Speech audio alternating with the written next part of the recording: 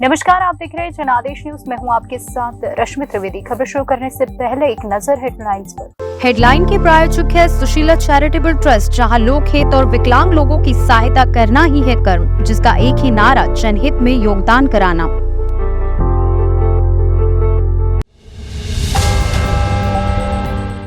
Imphal airport के पास देखा UFO, air force ने भेजे 2 राफेल, फिर क्या हुआ बताते। आखिर क्या चल रहा है ड्रैगन के मन में? ऑस्ट्रेलियाई नेवल शिप पर छोड़ दी सोनार। बिहार आईएम ने किया ऐलान, 21 नवंबर को हड़ताल पर रहेंगे डॉक्टर। 37 साल पुराने चंदौली हत्याकांड में बाहुबली ब्रजेश सिंह को बड़ी राहत। ट्रायल कोर्ट के बाद एचसी ने भी किया बरी। गाजा में कहा छिपा है हमास का हिटलर, इजराइल पर हमले का मास्टरमाइंड मोसाद के छूटे पसीने।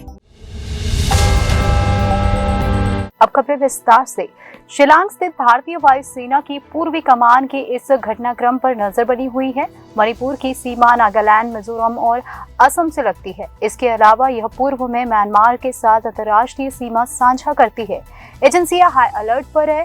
हर बॉर्डर पर और कड़े सुरक्षा इंतजाम किए गए हैं। मणिपुर के इम्फाल अंतर्राष्ट्रीय हवाई अड्डे पर बीते रविवार की दोपहर को एक अज्ञात उड़ती वस्तु यानी यूएफओ दिखने के कारण हुई कई फ्लाइट्स प्रभावित। इस हैरान करने वाले घटनाक्रम के बाद 2 फ्लाइट्स का रूट डाइवर्ट किया गया। वहीं 3 अन्य फ्लाइट ने देरी से उड़ान भरी। यात्री विमान सेवाएं करीब 3 घंटे बाद सामान्य हो सकी। एयरपोर्ट के डायरेक्टर किशिंग द्वारा जारी बयान में कहा गया कि इम्फाल कंट्रोल हवाई क्षेत्र के भीतर एक अज्ञात उड़ती वस्तु देखे जाने के कारण 2 फ्लाइट्स का रूट डाइवर्ट किया गया है और 3 फ्लाइट्स के डिपार्चर में देरी हुई है। सक्षम प्राधिकारी से मंजूरी मिलने के बाद उड़ान संचालन शुरू हुआ। भारतीय वायुसेना यानी आईएएफ को रविवार को इम्फाल हवाई अड्डे के पास एक अज्ञात उड़ने वाली वस्तु देखे जाने की सूचना मिलने के तुरंत बाद अपने 2 राफेल लड़ाकू विमान को उनकी तलाश में लगाया गया। रविवार दोपहर करीब 2:30 बजे के आसपास इम्फाल हवाई अड्डे पर अज्ञात उड़ने वाली वस्तु देखी गई, जिसके बाद कुछ कमर्शियल उड़ानें प्रभावित हुई। रक्षा सूत्रों ने एएनआई को बताया, इम्फाल हवाई अड्डे के पास यूएफओ के बारे में सूचना मिलने के तुरंत बाद पास के एयरबेस से एक राफेल लड़ाकू विमान को यूएफओ की तलाश के लिए भेजा गया। वहीं एयरफोर्स से मिली जानकारी के मुताबिक हाईटेक सेंसर से लैस विमान ने यूएफओ की तलाश के लिए संदिग्ध क्षेत्र के ऊपर निचले स्तर पर उड़ान भरी, लेकिन उसे वहां कुछ नहीं मिला। पहले विमान के वापस लौटने के बाद एक और राफेल लड़ाकू विमान भेजा गया। काफी खोजबीन के बावजूद यूएफओ दोबारा नहीं दिखा। हम अज्ञात यूएफओ की पड़ताल कर रहे हैं क्योंकि इम्फाल हवाई अड्डे पर यूएफओ के तमाम वीडियो मौजूद है। पूर्वी कमान ने यह भी कहा कि उसका एयर सिक्योरिटी सिस्टम एक्टिव है। हम किसी भी स्थिति का सामना करने के लिए तैयार है। हवाई यातायात नियंत्रण यानी एटीएस के एक अधिकारी ने बताया कि उन्हें 2:30 बजे केंद्रीय औद्योगिक सुरक्षा बल यानी सीआईएसएफ से एक संदेश मिला, जिसमें बताया गया कि हवाई अड्डे के पास एक यूएफओ पाया गया है। अधिकारी ने कहा, यूएफओ बिना किसी दूरबीन के आसानी से हवाई सीमा के पश्चिम की ओर बढ़ता दिख रहा है। जिन उड़ानों के मार्ग में परिवर्तन किया गया उनको कोलकाता से इंडिगो की एक उड़ान भी शामिल थी, जिसे शुरू में ओवरहेड होल्ड करने का निर्देश दिया गया था और 25 मिनट के बाद उसे गुवाहाटी की ओर मोड़ दिया गया था। पहले से ही उड़ान भर चुके किसी विमान को एक निश्चित हवाई क्षेत्र में रखते हुए विलंबित करने के लिए ओवरहेड होल्ड करने का निर्देश दिया जाता है।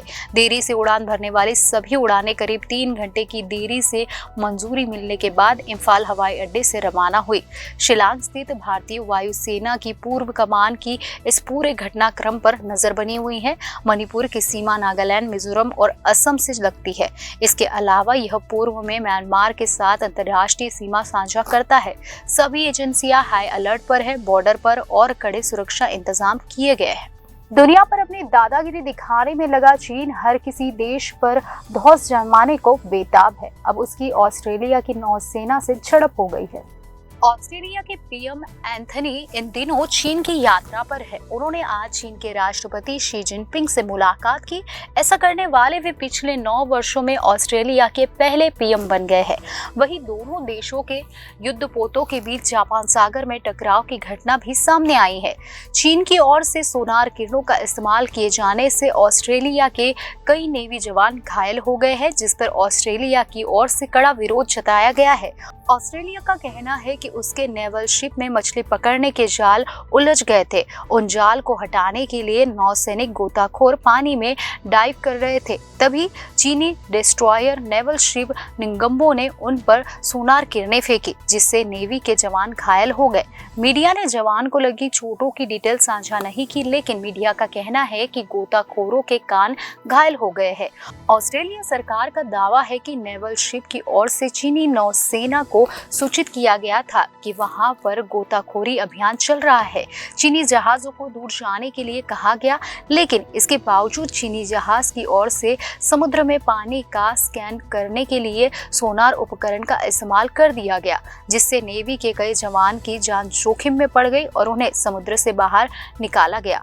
वहीं दूसरी ओर चीनी मीडिया ने ऑस्ट्रेलियाई सरकार के दावों पर सवाल उठाया है। उसका जहाज टूम्बा जापान के विशेष आर्थिक क्षेत्र के भीतर अंतर्राष्ट्रीय जल में था जब उसका सामना निंगम्बो से हुआ। चीन के एक सैन्य विशेषज्ञ ने धमकी देते हुए कहा कि अगर ऑस्ट्रेलियाई जहाज टूम्बा चीनी द्वीपों या चीनी सैन्य प्रशिक्षण अभ्यास के पास होता, यह घटना चीन की संप्रभुता के लिए चुनौती होती और इससे मामला बिगड़ सकता था। एक्सपर्ट्स के मुताबिक सोनार किरणें पानी में छिपी वस्तुओं को स्कैन करने के लिए इस्तेमाल की जाती है। इससे निकली तेज तरंगें पानी में गोताखोरी कर रहे लोगों के कोमल ऊतकों को गंभीर नुकसान पहुंचाती है। ऑस्ट्रेलिया से पहले कई अन्य पश्चिमी देश भी चीनी सेना की खतरनाक कार्रवाई की शिकायत कर चुके हैं। ऑस्ट्रेलिया के रक्षा मंत्री रिचर्ड ने शनिवार को कहा कि उन्होंने विध्वंसक जहाज के असुरक्षित और गैर पेशेवर व्यवहार के बारे में बीजिंग के सामने अपनी चिंताएं जताई है। वहीं ऑस्ट्रेलियाई पीएम एंथनी ने सैन्य फ्रांसिस्को में एशिया प्रशांत नेताओं के शिखर सम्मेलन के मौके पर शी से बात की। एल्बनीज ने अपने संसद भवन कार्यालय में मीडिया को बताया, मैं किसी भी विश्व नेता के साथ होने वाली व्यक्तिगत बैठकों चर्चाओं के बारे में बात नहीं करता।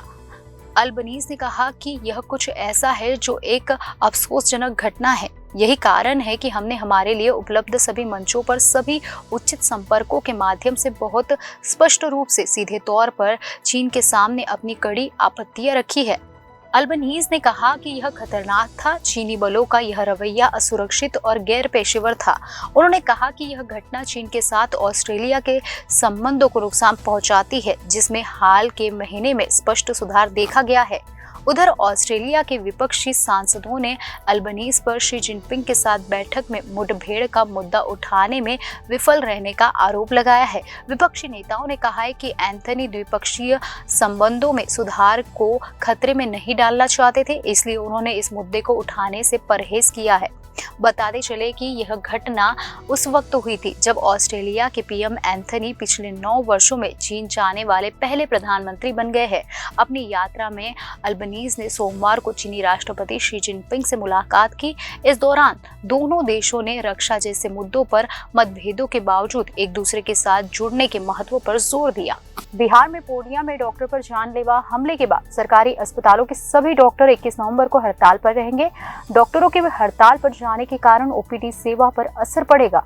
वहीं 22 नवंबर आईएमए ने आपात बैठक बुलाई है। माना जा रहा है कि उस दिन आगे की रणनीति पर चर्चा होगी। बिहार के पूर्णिया में डॉक्टर पर हुए जानलेवा हमले के विरोध में प्रदेश भर में डॉक्टर मंगलवार को हड़ताल पर रहेंगे। आईएमए के अनुसार बिहार के सभी सरकारी अस्पतालों के डॉक्टर हड़ताल पर रहेंगे। हालांकि इस दौरान इमरजेंसी सेवा जारी रहेगी। इंडियन मेडिकल एसोसिएशन के अनुसार पूर्णिया जिले में सर्जन डॉक्टर राजेश पासवान पर जानलेवा हमला हुआ था। इसी के विरोध में एसोसिएशन ने राज्य भर में मंगलवार को 1 दिवसीय हड़ताल पर जाने की घोषणा की है।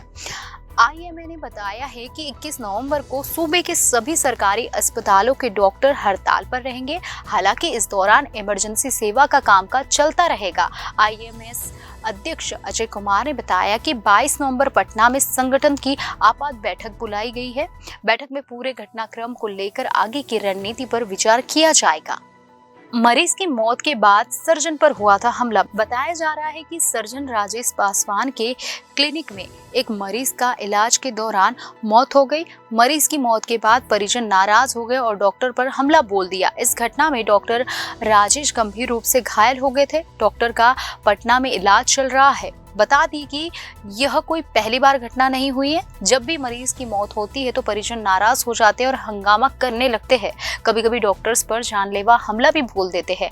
आए दिन बिहार के किसी न किसी जिले में इस तरह की घटना देखने और सुनने मिलती रहती है। चंदौली के सिकरारा इलाके में एक ही परिवार के 7 लोगों की हत्या कर दी गई थी। इनमें 4 बच्चे भी शामिल थे। माफिया ब्रजेश सिंह समेत 13 लोगों को आरोपी बनाया गया था। 2018 में जिला अदालत ने सभी को दोष मुक्त करार दिया था।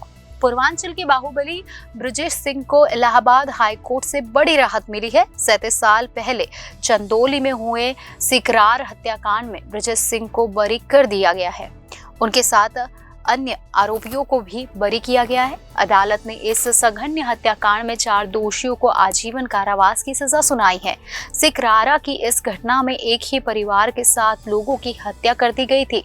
ब्रजेश सिंह समेत 13 लोग इस मामले में आरोपी बनाए गए थे। इस केस में 2018 में ट्रायल कोर्ट ने माफिया ब्रजेश सिंह समेत सभी 13 आरोपियों को दोष मुक्त कर दिया था। इसके बाद यूपी सरकार और पीड़ित परिवार ने निचली अदालत के फैसले को हाई कोर्ट में चुनौती दी थी। इस हत्याकांड में हीरावती के पति, 2 देवर और परिवार के 4 बच्चों की हत्या हुई थी। हीरावती की बेटी भी इस हमले में बुरी तरह घायल हुई थी। यह घटना 10 अप्रैल 1986 की रात की है। तब यह इलाका वाराणसी में आता था, बाद में चंदौली जिला बना। सिकरोरा के प्रधान रामचंद्र यादव के साथ ही उनके भाई राम जन्म और सियाराम और 4 छोटे बच्चों की सघन्य तरीके से हत्या कर दी गई थी। वारदात की वजह जमीन संबंधित विवाद और ग्राम प्रधानी के चुनाव से जुड़ी रंजिश बताई गई थी। हीरावती की तहरीर पर ब्रजेश सहित 13 को आरोपी बनाया गया था। शुरुआत में यह मामला ब्रजेश के बालिग और नाबालिग होने को लेकर अटका रहा था। चंदौली जिला कोर्ट ने 2018 में दिए गए फैसले में सभी 13 आरोपियों को बरी कर दिया था। गवाहों के बयान में भिन्नता होने के कारण बरी कर दिया था। हाई कोर्ट में दायर अपील में सघन्य हत्या के मामले में बरी हो चुके माफिया ब्रजेश सिंह को सजा दिए जाने की मांग की गई थी। उनके खिलाफ वाराणसी जिले के बलुआ पुलिस स्टेशन में मुकदमा दर्ज है। आईपीसी की धारा 148, 149, 302, 307, 120 बी एवं आर्म्स एक्ट की धारा 25 के तहत एफआईआर दर्ज है। इजराइल और हमास के बीच चल रही लड़ाई अब लंबी खिंचती नजर आ रही है। अभी इसका अंत दिखाई नहीं दे रहा है। इजराइल पर हमले का मास्टरमाइंड सिनवार अभी भी पकड़ा नहीं गया है। इजराइल के पीएम ने पिछले दिनों कहा था कि सिनवार हिटलर की तरह से छिपा हुआ है।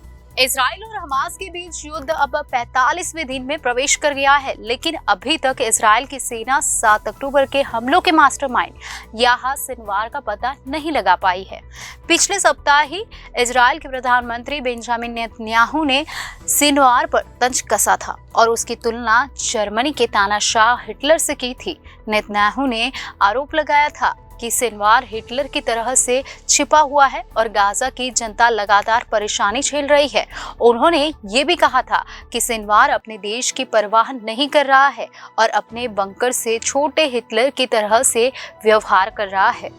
इजरायली पीएम का यह बयान उनकी हताशा को दर्शा रहा है। इजराइल पर दबाव बढ़ रहा है कि वह गाजा में सीज फायर करे, लेकिन अभी तक उन्हें सिनवार को पकड़ने में अपेक्षित सफलता नहीं मिल पाई है। हमास आतंकियों ने इजराइल के बंधकों को भी रिहा नहीं किया है। इजरायली सेना सैकड़ों सुरंगों को तबाह करने के बाद भी बंकरों का पता नहीं लगा पाई है।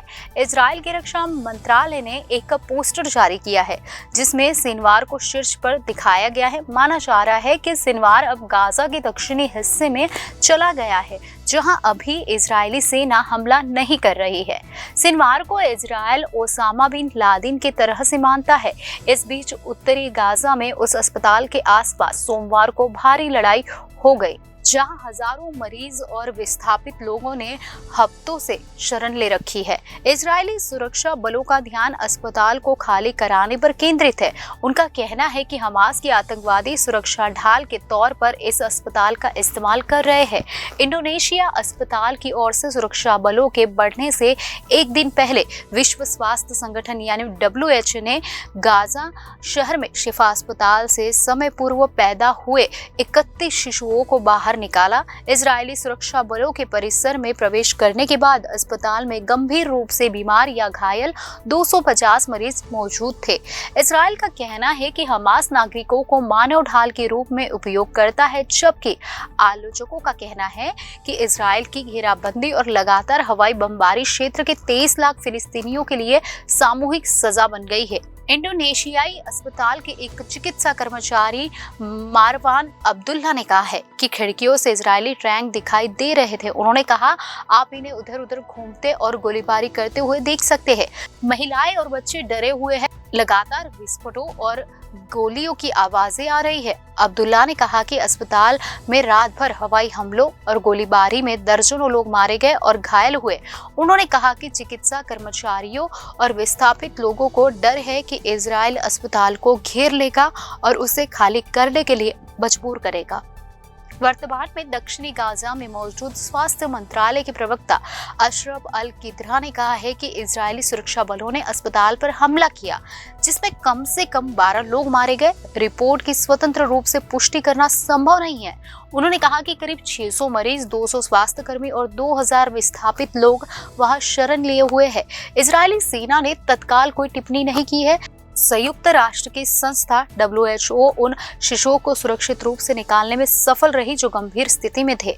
उन्हें शिफा से दक्षिणी गाजा के एक अस्पताल में ले जाया गया और उन्हें पड़ोसी मिस्र के एक अस्पताल में ले जाने की योजना है। गाजा अस्पतालों के निदेशक मोहम्मद जकाउत के अनुसार निकासी से पहले 2 दिनों में 4 अन्य शिशुओं की मृत्यु हो गई। शरीर की चोटों में गंभीर रूप से संक्रमण फैलने के और अन्य अत्यावश्यक स्थितियों वाले 250 से अधिक मरीज शिफा में मौजूद है, जो क्षेत्र में व्याप्त पानी, चिकित्सा आपूर्ति और आपातकालीन जनरेटर के लिए ईंधन की कमी के कारण उपचार प्रदान नहीं कर सकता है। पिछले बुधवार को अस्पताल में प्रवेश करने से पहले इजरायली सुरक्षा बलों ने इसके द्वार के बाहर फिलिस्तीनी उग्रवादियों से लड़ाई की। इजरायल की सेना ने कहा कि उसके पास अपने दावों के समर्थन में मजबूत सबूत है कि हमास ने अस्पताल के 20 एकड़ परिसर के अंदर और नीचे एक विशाल कमांड पोस्ट बना रखा है, जिसमें कई इमारतें, गैरेज और एक प्लाजा शामिल है। इजरायल बार बार फिलिस्तीनियों को उत्तरी गाजा को छोड़ने और उन्हें दक्षिण की ओर जाने का आदेश दे रहा है। युद्ध की शुरुआत के बाद से ही यह क्षेत्र भारी हवाई बमबारी का निशाना बन रहा है। गाजा की कुल आबादी के करीब 1/3 यानी करीब 17 लाख लोग विस्थापित हो चुके हैं और संयुक्त राष्ट्र के अनुसार करीब 9 लाख लोगों ने संयुक्त राष्ट्र संचालित शिविरों में शरण ली है। अंतर्राष्ट्रीय सहायता समूह डॉक्टर्स विदाउट बॉर्डर्स ने कहा है कि दक्षिणी शहर खान यूनिस के शनिवार को हुए हमले में 70 लोग मारे गए और कम से कम 52 घायल हुए, जिनमें बच्चे भी शामिल हैं। फिलिस्तीन के स्वास्थ्य प्राधिकारियों के अनुसार गाजा में 11,500 से अधिक लोगों की मौत हुई है। अन्य 2,700 लोग लापता है, जिन्हें माना जाता है कि वे मलबे में दफन हैं। 7 अक्टूबर को हमास के हमले में इजरायल के करीब 1200 लोग मारे गए थे, जिनमें ज्यादातर आम नागरिक थे। हमास इस दौरान 240 बंधकों को अपने साथ गाजा ले गया था। सेना ने कहा है कि 63 इजरायली सैनिक मारे गए हैं। हमास ने 4 बंधकों को रिहा किया है। इजरायल ने 1 को मुक्त कराया है और 2 के शव शिफा अस्पताल के बाहर बरामद किए गए हैं। खबरों में आज बस इतना ही। आने वाली सभी खबरों को जानने के लिए आप जुड़े रहिए जनादेश न्यूज के साथ।